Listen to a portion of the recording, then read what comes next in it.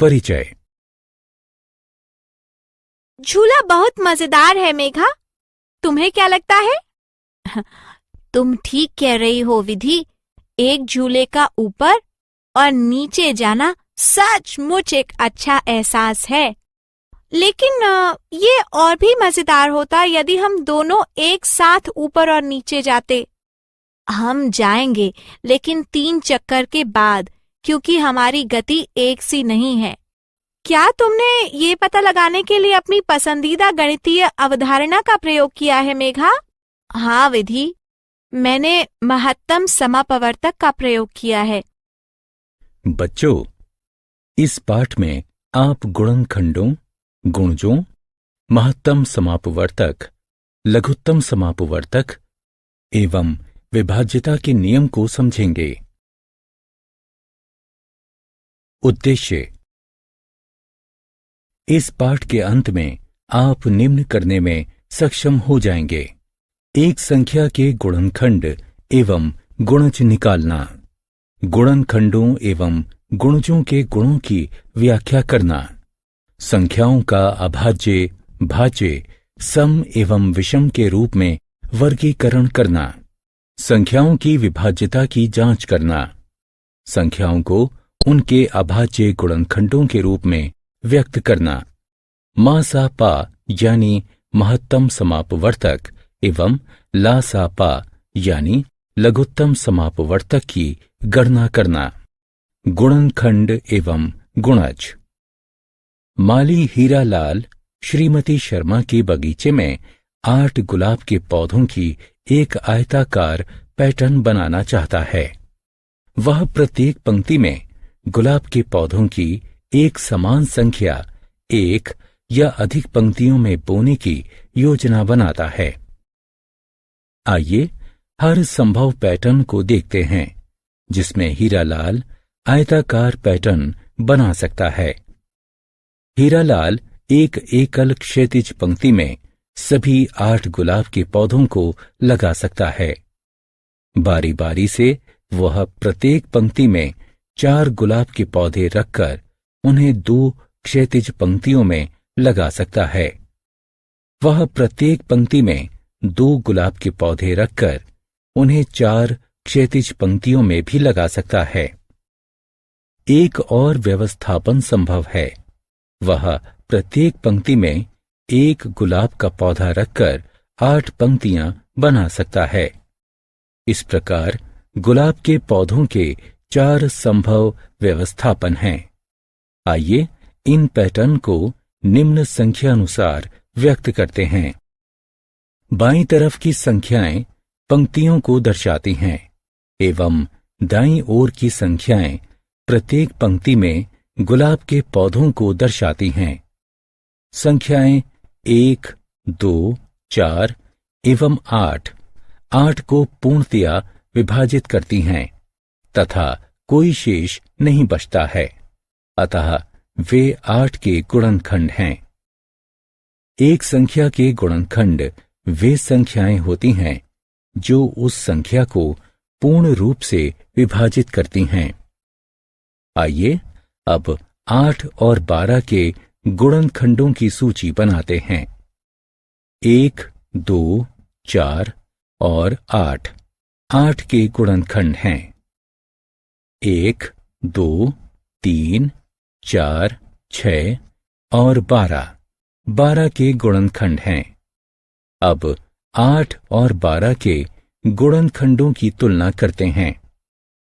आप क्या देखते हैं? 1, 2 और 4, 8 और 12 दोनों के गुणनखंड हैं, अतः 1, 2 और 4 8 और 12 के सार्वगुणनखंड हैं। आइए एक और संख्या 7 के गुणनखंड निकालते हैं। 1 और 7 के गुणनखंड हैं। 7 और 8 एवं 7 और गुणनखंडों और गुणजों के गुण। संख्याओं के गुणनखंडों और गुणजों के कुछ विशिष्ट गुण होते हैं। एक को जिस संख्या से गुणा किया जाता है वही संख्या प्राप्त होती है।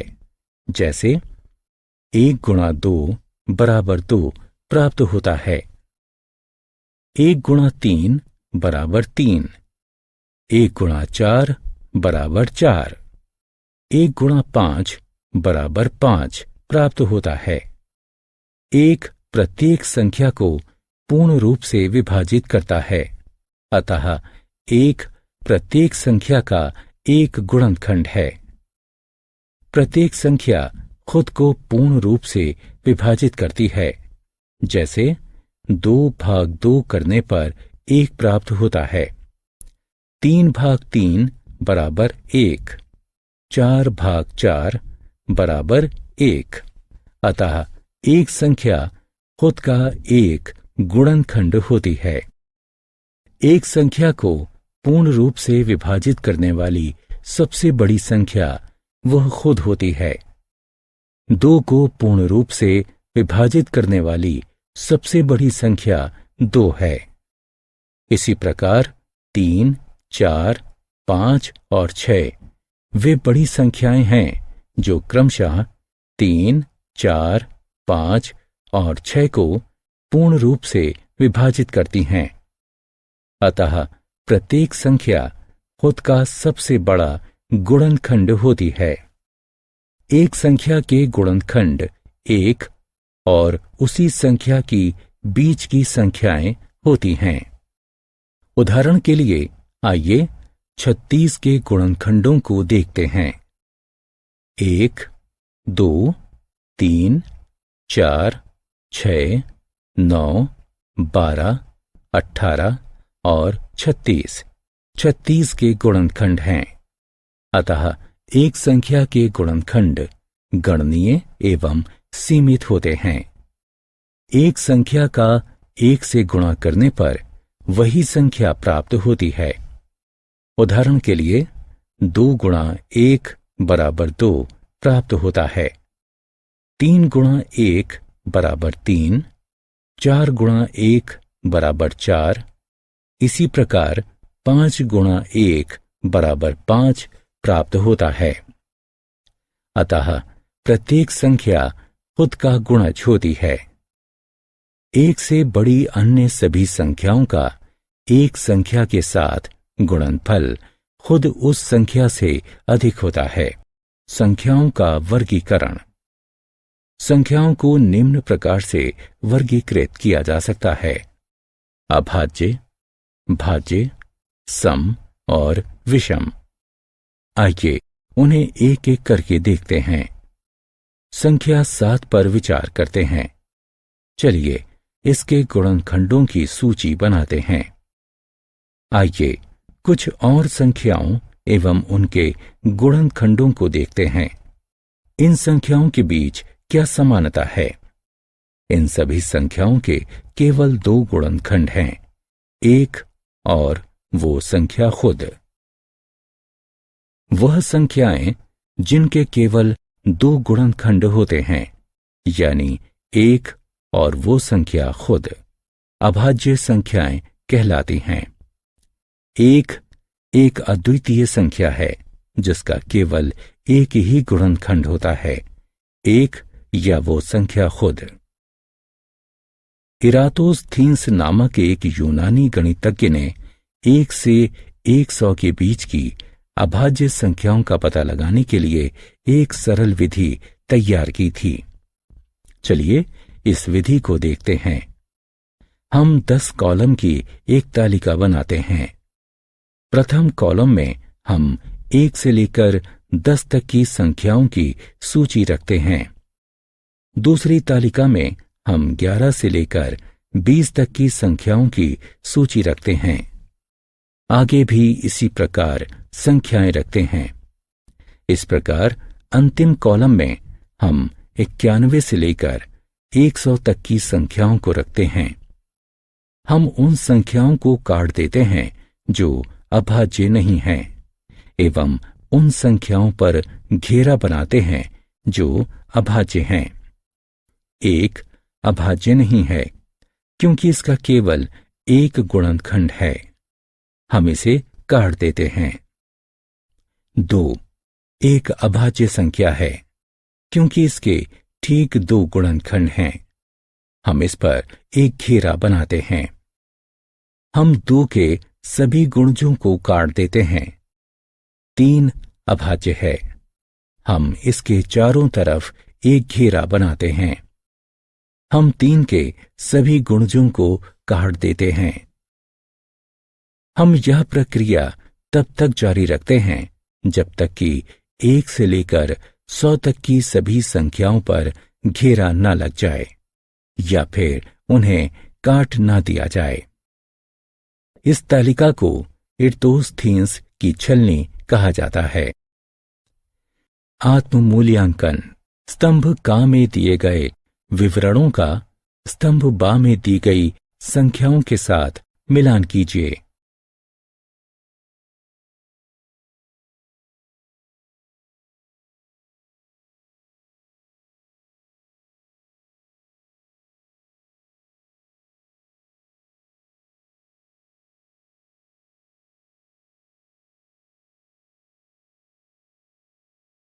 विभाज्यता की जांच। एक संख्या दूसरी संख्या से पूर्णतया विभाज्य कही जाती है यदि विभाज्य संक्रिया से कोई शेष नहीं बचता। हालांकि वास्तविक विभाजन द्वारा विभाज्यता का निर्धारण करने में काफी समय लगता है। अतः 2, 3, 4, 5, 6, 8, 9, 10 और 11 द्वारा संख्याओं की विभाज्यता की जांच करने के लिए विभिन्न परीक्षणों को तैयार किया गया है। आइए एक एक करके उन्हें देखते हैं। कुछ संख्याओं पर विचार करते हैं। 40, 34, 78, 36, 32। आइए इन्हें 2 से विभाजित करते हैं। 2 इन सभी संख्याओं को पूर्ण रूप से विभाजित करता है एवं कोई शेष नहीं बचता है। आइए कुछ और संख्याओं पर विचार करते हैं। 51, 45, 37, 79, 33। चलिए इन्हें भी 2 से विभाजित करते हैं। 2 इन सभी संख्याओं को पूर्ण रूप से विभाजित नहीं करता है तथा सभी स्थितियों में एक शेष बचता है। इससे यह स्पष्ट है कि सभी सम संख्याएं यानी वे संख्याएं जो 2, 4, 6, 8 या 0 पर समाप्त होती हैं वे 2 से विभाज्य होती हैं। चलिए कुछ और संख्याओं पर विचार करते हैं। 27, 36, 45, 54, 63। आइए इन्हें 3 और 9 से विभाजित करते हैं। 3 और 9 उन्हें पूर्ण रूप से विभाजित करते हैं और कोई शेष नहीं बचता है। अब चलिए प्रत्येक संख्या के सभी आगे वाले अंकों को जोड़ते हैं। आप क्या प्राप्त करते हैं?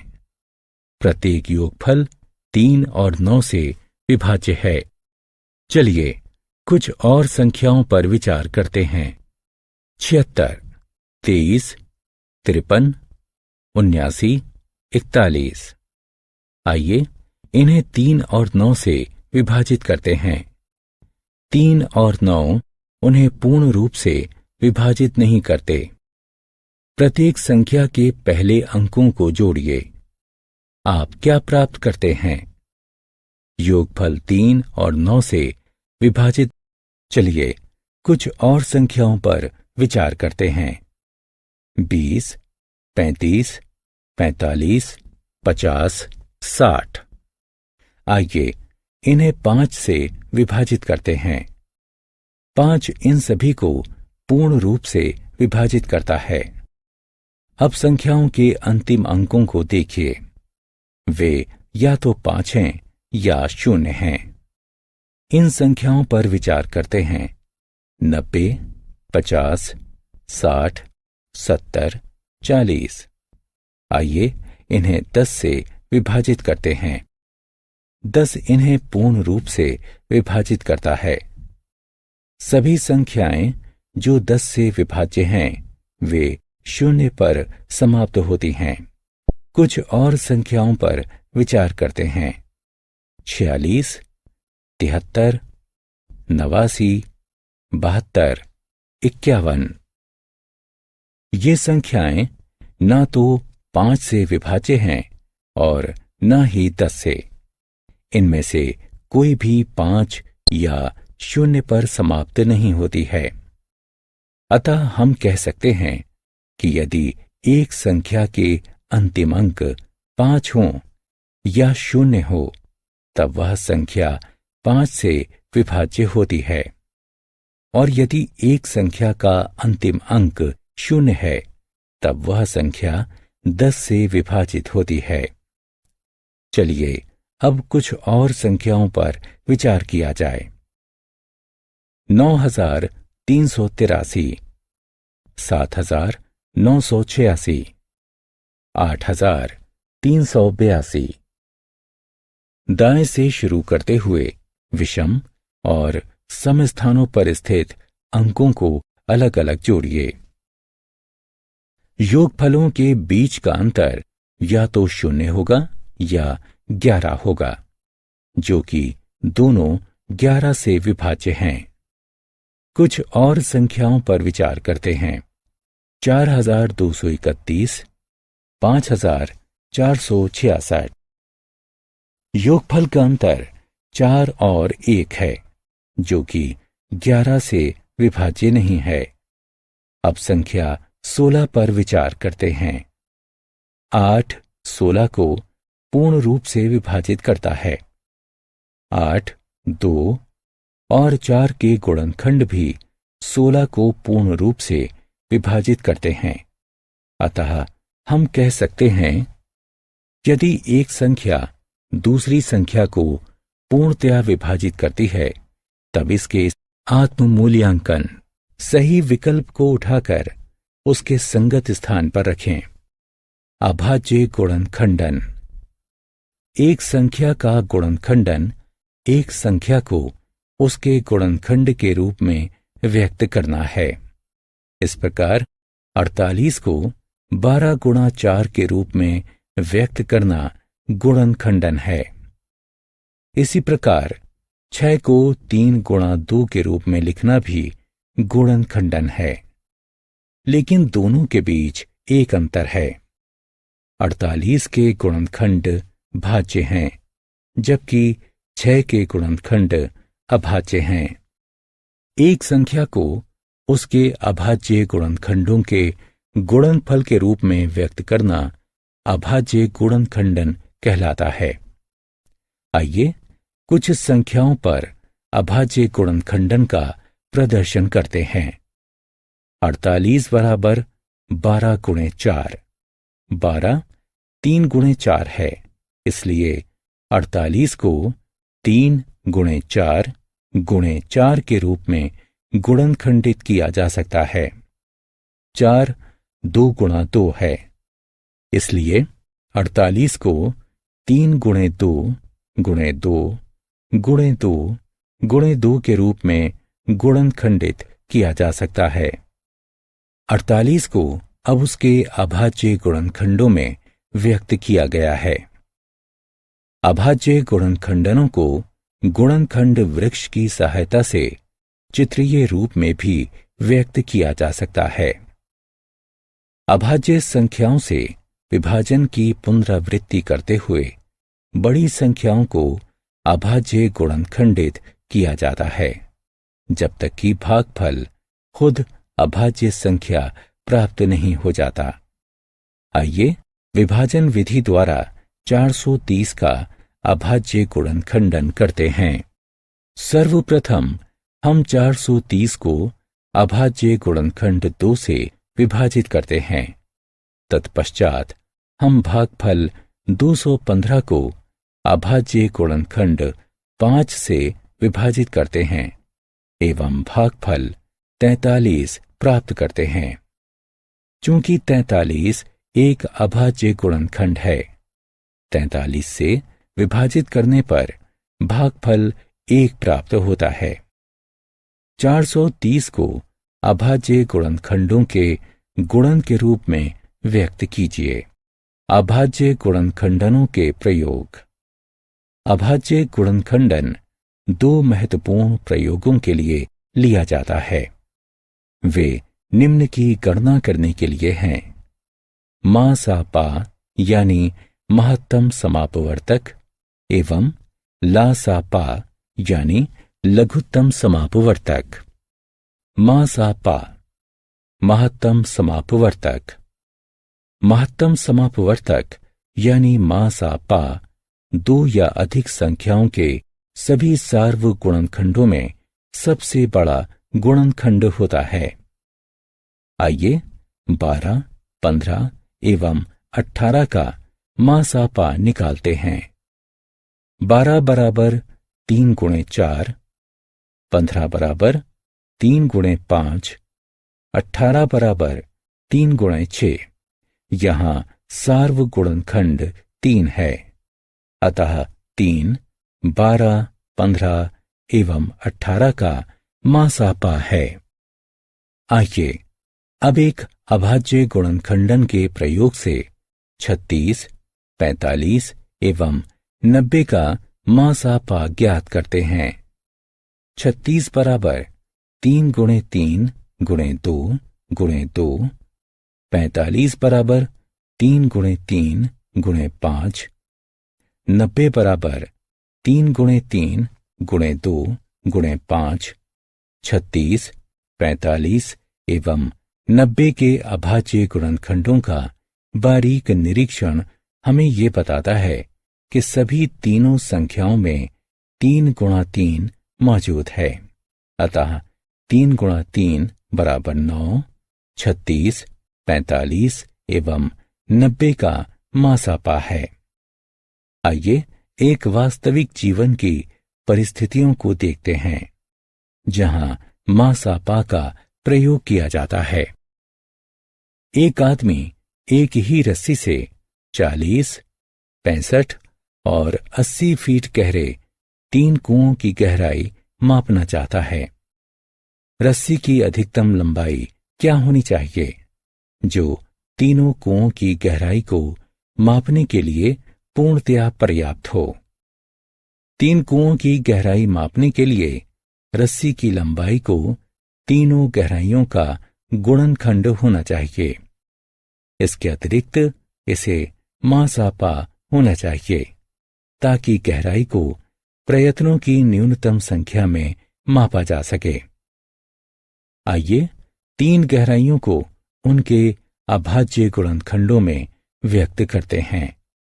40 बराबर 2 गुणे 2 गुणे 2 गुणे 5, 65 बराबर 13 गुणे 5, 80 बराबर 2 गुणे 2 गुणे 2 गुणे 2 गुणे 5।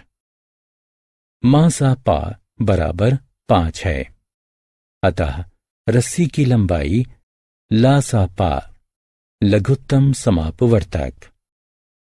लघुत्तम समापवर्तक ला सा पा 2 या अधिक संख्याओं के सभी सार्व गुणनखंडों में सबसे छोटा गुणनखंड होता है। आइए 10, 12 और 25 का ला सा पा निकालते हैं। 10 के गुणज हैं 10, 20, 30, 40, 50, 60, 70, 80, 90, 100 इत्यादि। 20 के गुणज हैं 20, 40, 60, 80, 100, 120 इत्यादि। 25 के गुणज हैं 25, 50, 75, 100, 125, 150 इत्यादि। 10, 20 और 25 का प्रथम सार्वगुणज 100 है, अतः 10, 20 और 25 का ला सा पा 100 है। ला सा पा की गणना करने की सबसे सरलतम विधि अभाज्य गुणनखंडन विधि है। आइए 16, 24 और 32 के ला सा पा की गणना करने की विधि का प्रयोग करते हैं। अभाज्य गुणनखंडन विधि में अभाज्य गुणनखंडों से 3 संख्याओं को विभाजित करना सम्मिलित है जब तक भागफल 1 ना मिल जाए। आइए हम सबसे छोटे अभाज्य गुणनखंड से शुरू करते हैं, जो कि 3 में से एक संख्या को विभाजित करता है। 2 सबसे छोटी अभाज्य संख्याएं हैं जो 16, 24 और 32 को विभाजित करती है। आइए भागफल को 4 और 2 से तब तक विभाजित करते हैं जब तक कि किसी भागफल को 2 से विभाजित करना संभव ना हो। अगला सबसे छोटा अभाज्य गुणनखंड जो भागफलों 1, 3 और 1 में से किसी एक को विभाजित करता है वह 3 है। सभी भाजकों 2, 2, 2, 2, 2 और 3 का गुणा करते हैं। अतः लासापा बराबर 2 गुणा 2 गुणा 2 गुणा 2 गुणा 2 गुणा 3 जो कि 96 है। आइए वास्तविक जीवन की परिस्थितियों को देखते हैं जहां लासापा का प्रयोग किया जाता है। 10, 20 आत्म मूल्यांकन।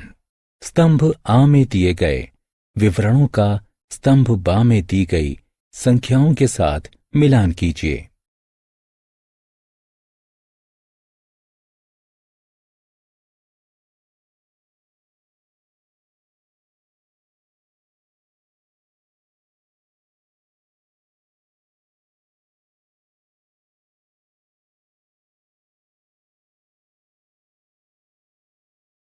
सारांश। आइए हमने जो कुछ सीखा है उसे संक्षेप में दोहराएं। एक संख्या का गुणनखंड उस संख्या को पूर्ण रूप से विभाजित करता है। सह अभाज्य गुणनखंडों का सार्वगुणनखंड 1 होता है। एक संख्या के गुणनखंड सीमित होते हैं। एक संख्या के गुणज एक संख्या के दूसरी संख्या के साथ गुणनफल होते हैं। एक संख्या के गुणज असीमित होते हैं। अभाज्य संख्याओं के केवल 2 गुणनखंड होते हैं। भाज्य संख्याओं के 2 से अधिक गुणनखंड होते हैं। एक ना तो भाज्य संख्या है और ना ही अभाज्य संख्या है। एक संख्या को उसके अभाज्य गुणनखंडों में व्यक्त करना उस संख्या का अभाज्य गुणनखंडन कहलाता है। महत्तम समापवर्तक मासापा 2 या 2 से अधिक संख्याओं के सभी सार्वगुणनखंडों में सबसे बड़ा होता है। लघुत्तम समापवर्तक लासापा 2 या 2 से अधिक संख्याओं के सभी सार्वगुणनखंडों में सबसे छोटा होता है।